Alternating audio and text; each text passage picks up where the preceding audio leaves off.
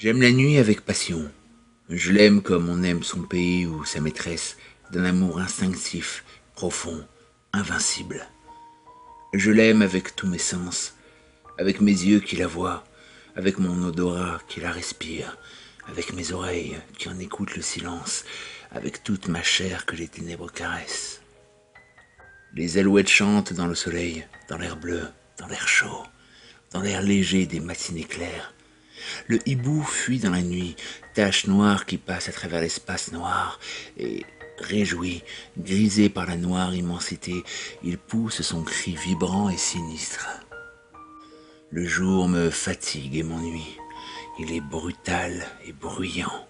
Je me lève avec peine, je m'habille avec lassitude, je sors avec regret, et chaque pas, chaque mouvement, chaque geste, chaque parole, chaque pensée me fatigue, comme si je soulevais un écrasant fardeau.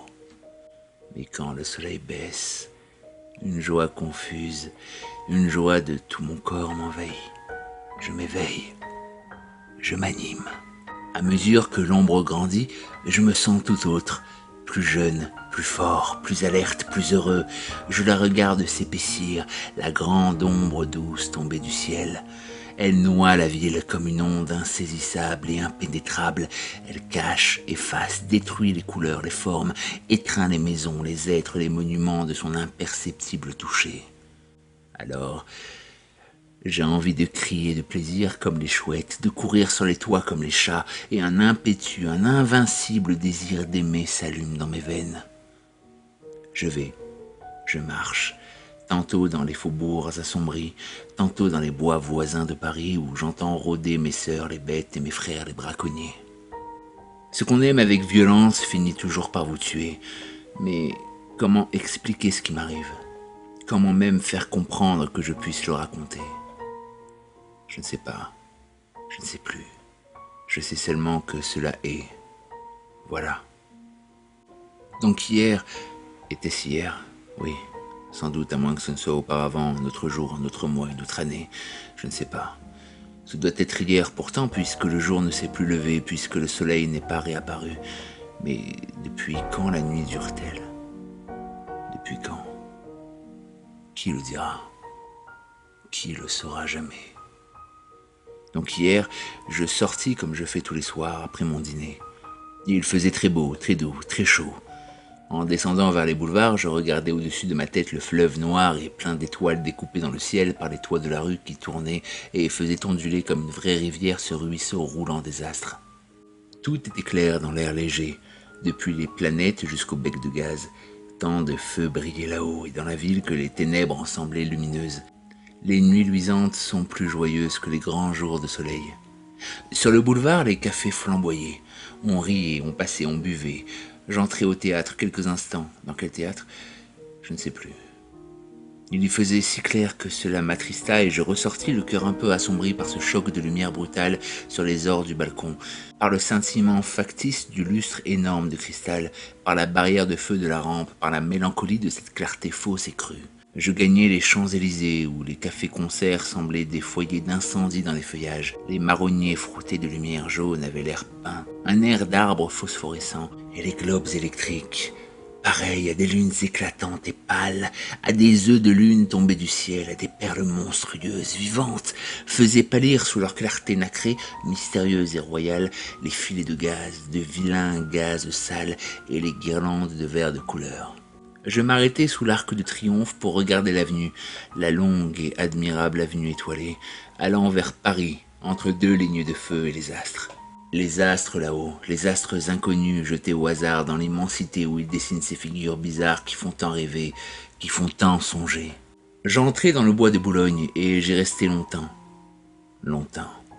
Un frisson singulier m'avait saisi, une émotion imprévue et puissante, une exaltation de ma pensée qui touchait à la folie. Je marchai longtemps, puis je revins. Quelle heure était-il quand je repassai sous l'Arc de Triomphe? Je ne sais pas. La ville s'endormait et des nuages, de gros nuages noirs, s'étendaient lentement sur le ciel. Pour la première fois, je sentis qu'il allait arriver quelque chose d'étrange, de nouveau. Il me sembla qu'il faisait froid. que l'air s'épaississait, que la nuit, comme ma nuit bien-aimée, devenait lourde sur mon cœur. L'avenue était déserte maintenant, seuls 2 sergents de ville se promenaient auprès de la station des fiacres, et sur la chaussée, à peine éclairée par les becs de gaz qui paraissaient mourants, une file de voitures de légumes allait au hall. Elles allaient lentement, chargées de carottes, de navets et de choux. Les conducteurs dormaient, invisibles. Les chevaux marchaient d'un pas égal, suivant la voiture précédente, sans bruit sur le pavé de bois. Devant chaque lumière du trottoir, les carottes s'éclairaient en rouge, les navets s'éclairaient en blanc, les choux s'éclairaient en vert. Et elles passaient l'une derrière l'autre, ces voitures rouges, d'un rouge de feu, blanches d'un blanc d'argent, vertes d'un vert d'émeraude. Je les suivis, puis je tournai par la rue Royale et revins sur les boulevards. Plus personne, plus de café éclairé. Quelques attardés seulement qui se hâtaient. Je n'avais jamais vu Paris aussi mort, aussi désert. Je tirai ma montre. Il était 2 heures. Une force me poussait, un besoin de marcher. J'allais donc jusqu'à la Bastille. Là, je m'aperçus que je n'avais jamais vu une nuit si sombre, car je ne distinguais pas même la colonne de Juillet, dont le génie d'or était perdu dans l'impénétrable obscurité. Une voûte de nuages, épaisse comme l'immensité, avait noyé les étoiles, et semblait s'abaisser sur la terre pour l'anéantir. Je revins et il n'y avait plus personne autour de moi. Place du château d'eau. Pourtant, un ivrogne faillit me heurter, puis il disparut. J'entendis quelque temps son pas inégal et sonore. J'allai.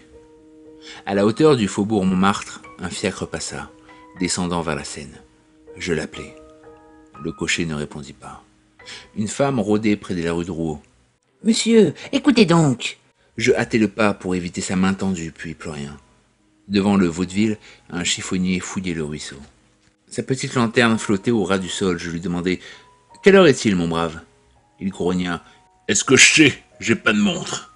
Alors je m'aperçus tout à coup que les becs de gaz étaient éteints. Je sais qu'on les supprime de bonne heure avant le jour en cette saison par économie, mais le jour était encore loin, si loin de paraître. Allons aux halles, pensai-je. Là, au moins, je trouverai la vie. Je me mis en route, mais je n'y voyais même pas pour me conduire.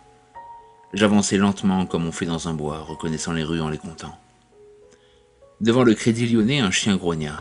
Je tournai par la rue de Gramont, je me perdis, j'errai, puis je reconnus la bourse aux grilles de fer qui l'entourent. Paris entier dormait, d'un sommeil profond, effrayant. Au loin, pourtant, un fiacre roulait. Un seul fiacre, celui peut-être qui avait passé devant moi tout à l'heure. Je cherchais à le joindre, allant vers le bruit de ses roues, à travers les rues solitaires et noires, noires comme la mort. Je me perdis encore. Où étais-je? Quelle folie d'éteindre sitôt le gaz!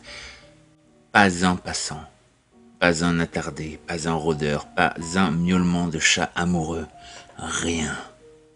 Où donc étaient les sergents de ville? Je me dis, je vais crier, ils viendront. Je criai. Personne ne répondit. J'appelai plus fort.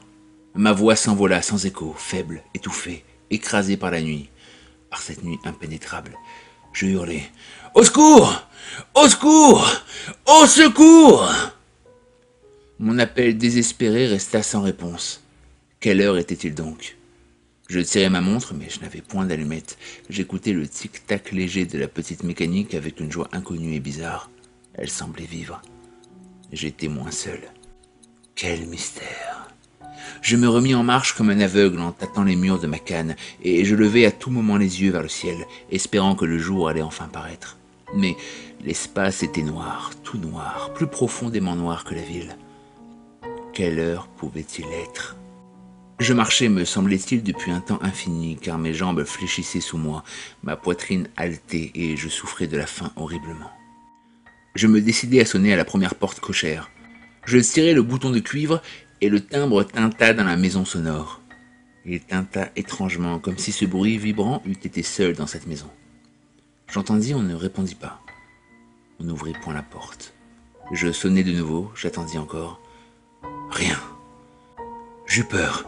Je courus à la demeure suivante et 20 fois de suite, je fis résonner la sonnerie dans le couloir obscur où devait dormir le concierge. Mais il ne s'éveilla pas.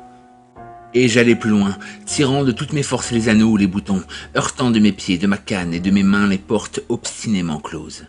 Et tout à coup, Je m'aperçus que j'arrivais aux halles. Les halles étaient désertes, sans un bruit, sans un mouvement. Sans une voiture, sans un homme, sans une botte de légumes ou de fleurs. Elles étaient vides, immobiles, abandonnées, mortes. Une épouvante me saisit, horrible. Que se passait-il? Oh, mon Dieu, que se passait-il? Je repartis, mais l'heure, que me dirait l'heure? Aucune horloge ne sonnait dans les clochers ou dans les monuments. Je pensais, je veux ouvrir le verre de ma montre et tâter l'aiguille avec mes doigts. Je tirai ma montre. Elle ne battait plus. Elle était arrêtée. Plus rien, plus rien. Plus un frisson dans la ville, pas une lueur, pas un frôlement de son dans l'air, rien, plus rien. Plus même le roulement lointain du fiacre, plus rien. J'étais au quai, et une fraîcheur glaciale montait de la rivière. La Seine coulait-elle encore? Je voulus savoir. Je trouvai l'escalier, je descendis, je n'entendais pas le courant bouillonner sous les arches du pont. Des marches, encore, puis du sable, de la vase, puis de l'eau. J'y trempai mon bras. Elle coulait. Elle coulait. Froide. Froide. Froide. Presque gelée. Presque tarie. Presque morte. Je sentais bien que je n'aurais plus jamais la force de remonter et que j'allais mourir là. Moi aussi. De faim, de fatigue et de froid.